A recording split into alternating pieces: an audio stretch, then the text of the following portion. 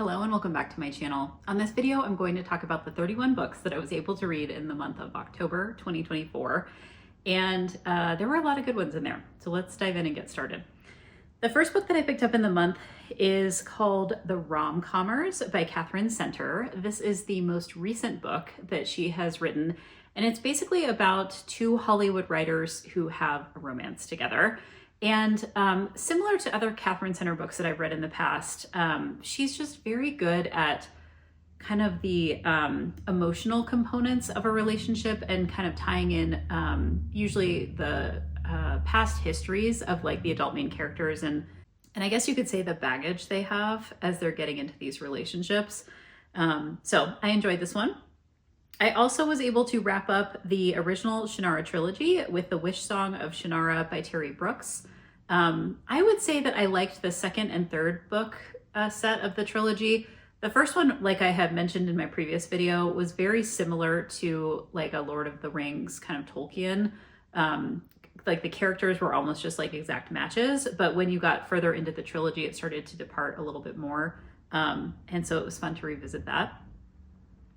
I also picked up a book called Self-Care for People with ADHD by Sasha Hamdani. And this is a book that is basically exactly what it says. What I appreciated about it though was talking about sometimes common self-care practices, but how they can be kind of like tweaked or modified for people who have ADHD. So this is part of the long-running series of books that I've been reading that is related to neurodiversity, that I continue to dive into that topic because I'm going to be teaching a class on coaching neurodiverse folks in 2025. Okay, then I picked up kind of on a whim a book called The Serial Killer's Wife by Alice Hunter. And this is basically about a woman who is married to a man, and one day the police show up and they arrest him because they think he killed someone. And it is a very twisty, like back and forth, multiple POV story where you get her side of the story and his side of the story. And it's a very quick read. Like I just kept, turning the pages on this one and actually really enjoyed it. And I thought where it ended up was kind of a fun, little twisty part at the end. Okay, then I dove into my box set for the month, which is the Shades of Magic trilogy by V.E. Schwab. And it is made up of 3 books, one called A Darker Shade of Magic, one called A Gathering of Shadows, and then I wrapped up at the tail end of the month, the 3rd book, A Conjuring of Light. And I loved this trilogy. It's very great. It's a great trilogy for the fall. It is basically the story of multiple versions of London and this man who is a magician, and he travels in between them. And at one point he encounters this woman who is a thief, and she kind of like saves his life, and then they get kind of partnered together. And she ends up having a little bit of magic as well. I don't want to give too much away, but the male main character, who's the magician, was kind of adopted by a royal family. And so he is like kind of quasi brothers with this prince. And it's just very atmospheric. I think V.E. Schwab is just an incredibly talented writer. I've read other things by her that I have not liked as much as I liked this, and I would definitely dive into some of her other books, based on my experience reading this trilogy. Then I picked up a book called Jane and Edward by Melody Edwards. This is a retelling of Jane Eyre, and almost immediately after reading this book, then I watched Jane Eyre, the film, which was really fun to have those both be together. This is basically the story of a woman who works in a lawyer's office as kind of like a secretary or a assistant to this man, and it is the retelling of Jane Eyre. So they end up having kind of a relationship with each other. And I had not revisited Jane Eyre in years. I mean, it had probably been 15 years. It was something that I read in college. So maybe even more than that, almost 20 years. And I just really enjoyed that. It was fun to have that pairing together. Okay, then I picked up a book called June 1st by Jennifer Hartman. And this is a book that is basically a forbidden romance book about a boy who becomes a man who grows up in this family because he's adopted into it after something happens to his parents.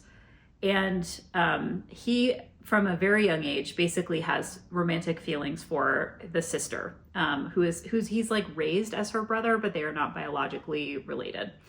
And as they get older, this starts to become a real challenge for him because he's very attracted to her, and they eventually try to figure out like how to work this out. I think that this is a book that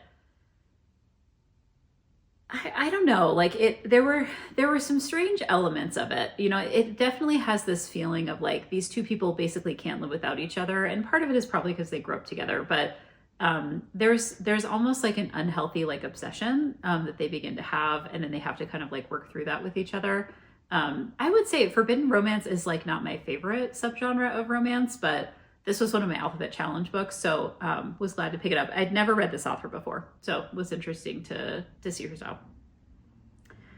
Then I picked up a book called Crazy Busy by Edward Hallowell. I have read a bunch of books by Edward Hallowell. He writes about ADD and ADHD, and this is basically a book about how people who are not having those diagnoses are still living in a world where it's challenging to give your attention to things. And so he kind of talks about how there's like crossover between ADD, ADHD, and kind of the neurotypical population who doesn't have those things, but is still kind of struggling with attention. And I thought it was kind of interesting. And basically it's like strategies. He calls it strategies for coping in a world gone ADD.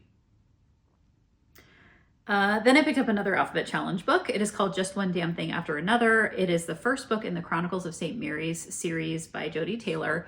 And this is basically a book about time travel and these historians that do time travel to like dinosaurs and various other places. And it was really charming. Like I would absolutely pick up another book in this series. I actually think from what I remember, let me just check and see if this is true. I think this is like a long running series. And there's a bunch of books in between. There's like these little novellas. I'm just like glancing through. There's at least a dozen books, 14, I think. And then there's like these novellas in between. So there's a ton of books in this series. And I own a bunch of them on ebook and would totally keep reading it. Okay, then I picked up a book called Just Last Night by Mari McFarlane. And I have read this, author before. And basically, this is a book about a set of friends where I'm looking in the description to see if it is given away what happens. It doesn't give it away. So something happens relatively early in the book. I will not give the spoiler away, that causes these friends to kind of like look at each other differently and to kind of reckon with some of their history, because there's a woman in the group who's like been in love with one of the men in the group who's partnered to someone. And they had like a romance earlier in their lives, and then it didn't work out, and then he moved on with someone else, and she's still kind of like harbored feelings for him. And what I appreciated about this particular book is it was a very realistic view of adult relationships. I think sometimes in romance novels, it's kind of like, oh, they're going to end up together in the end, kind of thing. And with this one, it wasn't necessarily the case. Like she was really trying to reckon with this set of old feelings that she had for this person, and like the reality of who that person had grown up to be basically as an adult. And then also reckoning with like the thing that happens to the friend group that they're all kind of having to process and deal with. So I would definitely recommend that. I've liked this author's other books as well. Okay, then I dove into several books throughout the month from the Sweater Weather series of romance novels that are kind of a themed set of romance novels published by Amazon. 7 books in the series. I read them out of order. I don't think they have to be read in order, but I was just kind of like popping around to the ones that were most interesting to me. And I think I got through 5 of the 7. And what's interesting about this series is it's written by 7 different authors. Some of the authors are like interweaving their other books into the book in the series, so that you're getting like a taste for other characters that they've written, or you might like want to go off and read like their books. Then I found that there are like sub-series that have come off of this series, because there's like a hockey team in this small town. It all takes place in the same small town, and there's this hockey team. And the hockey team shows up in this other like sub-series of romances. And I was like, okay, this is interesting. So it kind of like branches off into all these other things. So if there's a book in the series you like, in all likelihood, you would find something else that is like connected and interesting to you. The other thing that I found really unusual about this series is the voice was pretty consistent, despite the fact that all the authors are different. Like the tone of the books is, relatively the same in terms of like, it's not just like a drastically different, writer. I felt like they all kind of normed a little bit around how they wanted to talk about this town and how they wanted to write these romances. So they don't feel drastically different from each other. So I read, the first book in the series I read was one called Easy as Pie. And I'm going to have to remind myself what these are about because they all have similar titles and they all are kind of running together for me. So the first book that I read, This Easy as Pie, is basically about these two friends that have been friends since middle school. And they secretly both have feelings for each other. And the whole book is about like, will they, won't they? And I enjoyed it. I thought it was good. The second book I picked up is called The Fallback Plan. And this is about a sheriff character and then this girl who, they grew up in the same town. They went to the same high school. She went away and like had a career. He stayed in town, became a sheriff, and he was kind of like a bad boy in high school. And then he becomes a sheriff. And she comes back to town to run a bar, and then they encounter each other and start to have a relationship. I enjoyed that one as well. The third book I picked up is called Just Don't Fall. And this is about the trope is brother's best friend. So there's a hockey player and then the woman who like runs the social media of the team. And they've known each other since childhood. Her brother was his former best friend, and then they had kind of a falling out.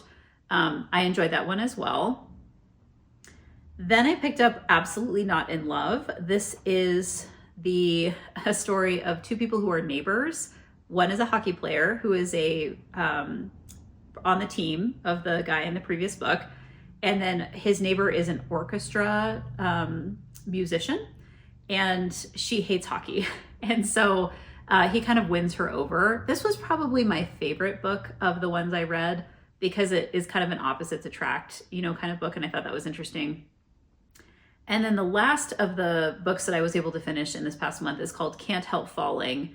And this is about a woman who's a bookstore owner, and her house burns. She has a fire in her house, and she is rescued from that fire by the male main character, who she has known again since she was a child, and they were kind of friends. He's the brother of her best friend. And this one I would say I was kind of on the fence about, because the way it comes off is that the female main character is like obsessed with this guy, and she's been like obsessed with him for like 8 years. And then he comes back to town, and she's an adult now, but she's still kind of obsessed with him. And she comes off as kind of a stalker. And it's just a little strange. Like, and it's unclear why this guy kind of takes, obviously they, end up in a relationship, and it's unclear why he kind of shifts and decides, she's the one. So anyway, that one I felt a little bit kind of like, I'm not really sure I understand that one, but all of this series was definitely like fall vibes. Like I enjoyed each of them. I have 2 more left in the series that I'm definitely going to pick up in November. Okay. Then I picked up a book called The Awakening by I think this is a dual author. Let's see. Yeah, Carolyn Peckham and Suzanne Valenti. This is part of the Zodiac Academy book series. And this is one that I think I mentioned in my previous video. People are like, you like it or you don't like it. And if you do tend to like it, it takes a few books to get into it. Basically, it's the story of these 2 siblings that get kind of brought to this like school for magic. It's definitely got some Harry Potter vibes, but it's darker than that. Because basically as soon as they get there, they're kind of like, they have way more magic and way more power than other students in this school. And it's kind of unusual, like the amount of power that they have. And so basically everyone around them automatically sees them as a threat, and they start to like bully them. And there's a lot of scenes where they're like embarrassed, and like they're having to kind of navigate all of these things in the school. I will say that I tried this out just because I've heard a lot about it and I was curious, kind of like what the story was and things like that. I don't know if I'll continue on in the series or not. I might, just to kind of like get a few books in and see what I think, but I wasn't really like super deeply connected to any of the characters in this series. It felt it felt like YA. I'm not sure if it's intended to be young adult, but it felt that way. So I'll see if I want to finish or continue with that series. Okay, then I picked up a book called Jinx. This is by Jessica Huntley, and this is a book that has like really weird, twisty turns. It's basically about a female veteran in Britain who is in the army, and she meets a couple different men during her time in the army. One is one that she serves with, and the other is a doctor who takes care of her after she is injured. And I don't want to get too much into spoilery territory because there's a lot of twists and turns in this one, but basically the doctor that takes care of her is found to be the victim of a murder, and the guy that she served with is a suspect. And she gets kind of like pulled into this situation because she works at the police station as like an evidence manager. And there's a lot of like twists and turns throughout the story and things that are getting kind of like revealed. I mean, it kept me turning the pages. I would probably look and see if there were other books by this author, that I wanted to check out. It was not what I expected. I'm not sure what I did expect, but it's kind of a bit of a mystery. I wouldn't call it a thriller. Maybe like, and it's not really a psychological mystery either. It's a little bit like romance suspense just because of the way it kind of ends up in the end. But anyway, for what it's worth, I thought it was interesting. Okay. Then another book I had for my alphabet challenge was called The Journal of Best Practices. And this is a memoir of a man who has, he's autistic. And I actually had read this book before. And so I went back, I can't remember which one that I just talked about. It might've been the Mario McFarlane book that did just last night. I basically swapped it out for a book that I hadn't read yet, but I did go back and reread this memoir because it had been like 10 years. And it's a relatively quick read. It's basically about how this man is diagnosed with autism as an adult, and it like explains all of these things about his relationship with his wife.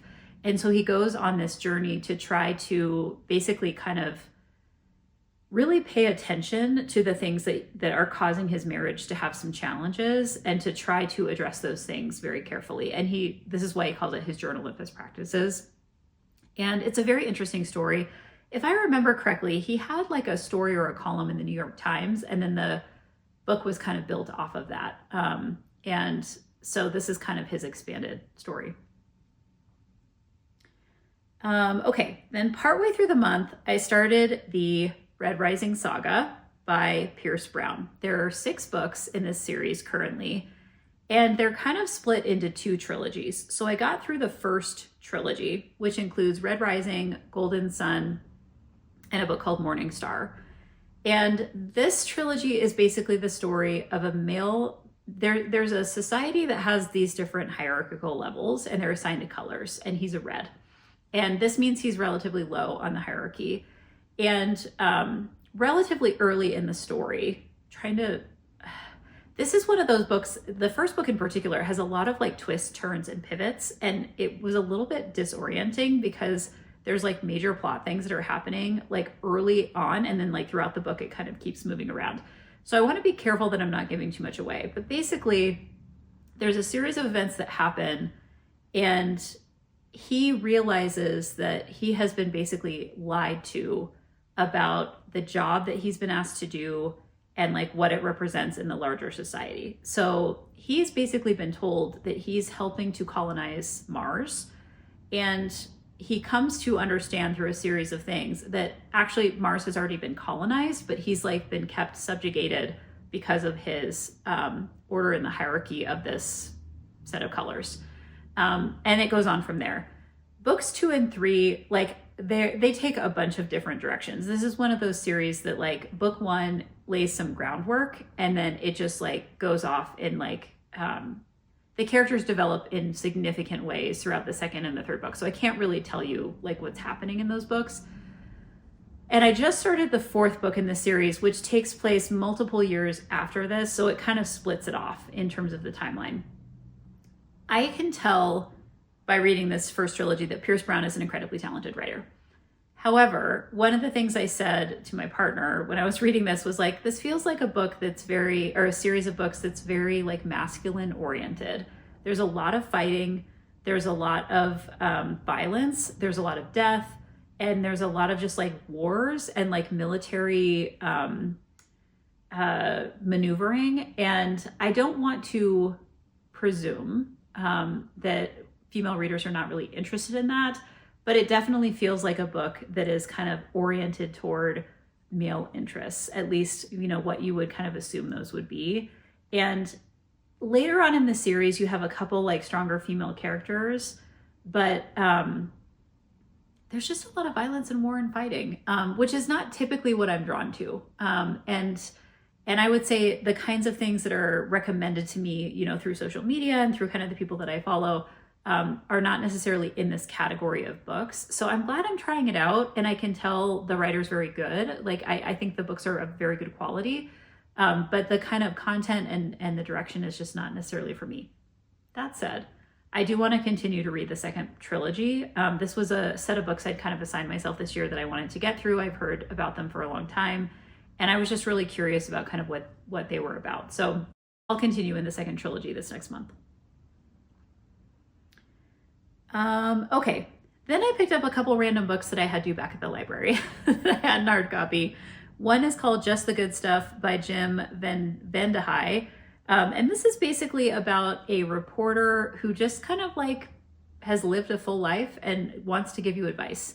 And there wasn't anything that really stood out to me as being like a special, you know, about this necessarily, other than like, I always appreciate these kinds of books where people are giving you wisdom. So it was a quick read. The other one I picked up, which was kind of different than what I was expecting. It's called Nobody Cares About Your Career by Erica Ayers Badon. I'd never heard of this author before, and I had never heard of this company that she worked for called Barstool Sports. And basically she becomes the CEO of this company and then just like massively grows it over a period of time, to the point where it's sold for like hundreds of millions of dollars. Like it's kind of acquired by another company. And she's basically talking about her lessons learned over the course of her career and like offering advice for how to like navigate politics and how to like continue to move up the ladder if that's what you want to do.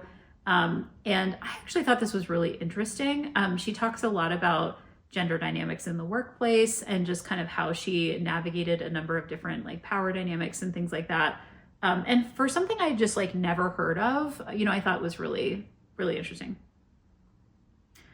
All right, then I picked up a book that I have heard a ton of people talking about. It is called The Frozen River by Ariel Lawhon. And this is basically the story of a midwife in, let me see if I can get the time period, in the 18th century. And basically she's in Maine, and there's a man who is found in the ice who's been killed. And it sets off this series of events about like trying to figure out what happened to this man, who we come to find, and I don't think this is a spoiler, was an accused rapist in their community.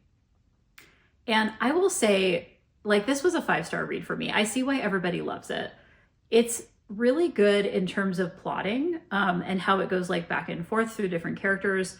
The character development is excellent. Like when I read this book, I thought, I wish this was a series so that I could like continue to hear and read about these characters. You just get so connected to particularly the female main character, the midwife, but she's got these different family members and these different people who are like in their community that you also, you know, develop connections with as well. I think I probably read this in like 1 or 2 sittings because I was just so interested in what was going to happen. And it just completely drew me in. So I really enjoyed that. I also picked up a book called Guild. This is the first book in the Plated Prisoner series by Raven Kennedy. One thing to know about this book, to start out, is the female main character is, trying to see, let's see what she's, if they describe what she's called. They don't really explain exactly what's going on, but basically she's like a concubine of King Midas. And there are many women who are in this role for him, but she is like the favored one, and he's actually turned her into gold. And The reason I mentioned that is because, I mean, I kind of understood that there was a relationship between the female main character and King Midas, like from the description. But from page 1 of this book, there's quite a bit of spice. So I'll just say that in case, I don't know how that will change your opinion of this book, but like you literally enter into a very spicy scene, like in the very beginning of this book. And I was like, oh, okay, I wasn't expecting that. Like, I wasn't expecting to go just straight there. You know, I usually in various books I read, there's some level of character development or plot development before you get to that point. And nope, you're just like thrown right into it.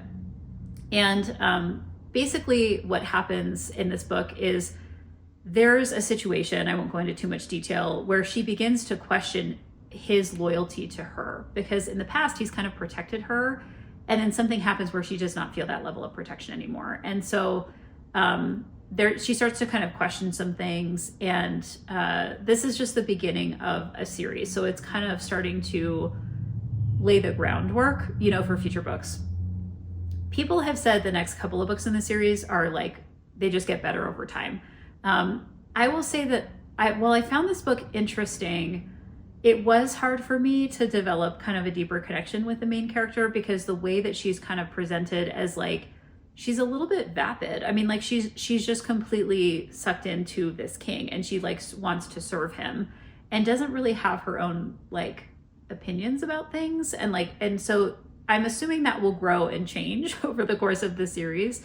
But in the beginning, it's kind of hard to connect with her and kind of root for her, because she comes across as a little bit like an empty vessel, which may be what is intended based on the storyline. Okay, then I picked up a book called The Bridge Kingdom by Danielle Jensen. This is another book. This series currently has, looks like 5 books in the series, and I had heard really good things about this one as well. This one also opens with like a really intense scene, which I don't want to give away because it's just experiencing it was kind of interesting. But basically there's a female main character who enters into a marriage, which is meant to kind of join to kind of, I don't know, countries or geographic areas or families. Like, I mean, it's meant to kind of create I don't want to say a bridge, because bridge in this book means something different, but a connection between these two sides. But she comes in with kind of nefarious purposes, and she's been like trained basically to come in and like learn information and then like send it back so that they can take over this other area. And of course, you know, she gets into this marriage and starts to question that a little bit as she gets to know her partner and like, you know, understand the relationship that she's gotten herself into. I don't really know where this series is going to go after book 1. I will say I wasn't like so sucked in that I like immediately had to start the next book. But it was decent enough that I could consider, you know, like continuing in the series and seeing what I think of it. Okay, then I picked up a couple more books from the library that I had to return. One is called Micro Skills, and this is co-authored by Adara Landry and Risa Lewis. They are both medical doctors and are basically talking about professional skills that you need to learn in the workplace in a number of different areas. And I liked this book. I think I would have liked this book more in like my early 20s. Like it would have made more sense to read it. So if you've got somebody who's like early in their career and they're graduating and they're going into their first job kind of thing, I think this would be a great book to recommend to them. And then the next book that I picked up, second to last book, is called The Minimalist Entrepreneur by Sahil Lavingia. I'm not sure if I'm getting that pronunciation right. This book was fascinating. It was a library book. I will probably buy a physical copy or an ebook copy for my own personal library. This is the story of the man who built Gumroad. And if you're not familiar with Gumroad, it's basically an online storefront for people who are selling digital products. And basically what he talks about is how when he first was building Gumroad, he wanted to become a billionaire. And he was basically building something so he could sell it. He got all these angel investors who invested all this money. And then it didn't pan out in the way that he was thinking that it would. Now Gumroad still exists. I mean, it's still a company, and it's still a company that is like doing well. And basically what he has to do is like come to terms with what is enough, you know, for this company to be. If it's not going to be this like massive thing, can it still be something that is, you know, meaningful for who it's serving in terms of the clients that are using Gumroad? And he basically goes off to Provo, Utah, and like hides for several years. Hides may not be the right word. Sets himself apart from Silicon Valley for several years so he can kind of like figure out what he wants and what he cares about. And then he comes back and kind of reinvests in Gumroad, which has been like running this whole time. And it's all the lessons he's learned along the way. And he calls this minimalist entrepreneurialism. And what I appreciated about this book was this idea that you don't always have to grow. Like when you have a business, you don't always have to just expand. It reminded me of another book by Paul Jarvis called The Company of One, where he basically says you can just be a solopreneur and like you don't have to continue to grow and expand. And as someone who has owned a small business now for 8 years, almost 9 years, I have always felt very strongly about like keeping it contained. And that I appreciated that about this book, that it basically says like, that's okay. And like, there are reasons why you might want to do that. Okay. Then the last book that I read of the month is called The Hurricane Wars by Thea Guanzin. This is one that's been on my list for a while. And I was trying to work through some of the backlist of things that I'd had on my list. And obviously I didn't get through everything, but I was working through everything that I could that had been on my list for a while. And basically, the funny thing about this book is as I started reading it, I was like, this is really giving me vibes of the Star Wars relationship between Rey and Ben Solo. And I am not a huge Star Wars fan. I've seen that movie once, but I was like, this just reminds me of that. Well, it turns out that there is a subgenre of fan fiction that is called Reylo fan fiction, and The Hurricane Wars is a book that falls into that category. And so I was like, oh, the vibes are right. Like if I can pick up on that, you have serious Reylo fanfic vibes, because I am not the typical person, I think, that would pick up on that. And so for what it's worth, if you're interested in Reylo fanfic, you can pick up The Hurricane Wars. And if you have no idea what I'm talking about, it's basically enemies to lovers, and a certain brand of enemies to lovers. And there's a main character who has like a form of what they call light magic. And then there's this male main character who's like in an opposite faction, you know, of her. And when their magic comes together, you know, it something happens that's kind of special. I will say that although I was like intrigued by the Reylo piece because I picked up on it pretty early on, this was a book that like, I thought it was fine. I mean, I thought it was well done. I think some people are just like over the moon about it. And I didn't fall into that category necessarily. Like I wasn't just like completely bowled over by it. But I can tell why people enjoy it. It does have, you know, an okay rating on Goodreads. And this is also a book where the second book in the series comes out a little bit later this year. I'm not sure I will immediately pick it up. Like I found myself at times struggling to pay attention with this book, despite the fact that it's really well done. I did listen on audio, and I think that it's something that I would just guess a certain kind of reader really enjoys, probably because of the Reylo fanfic action or component of it, but not necessarily something that was necessarily for me. Okay, so a lot of different things that I was able to pick up in this last month. And I hope there's maybe something in there for you too, that you would enjoy the recommendation and hopefully enjoy some of the books that I was able to pick up. Please stay tuned for my November TBR video, where I'm going to talk about all the books that I hope to read in the coming month as well. Until then, happy reading.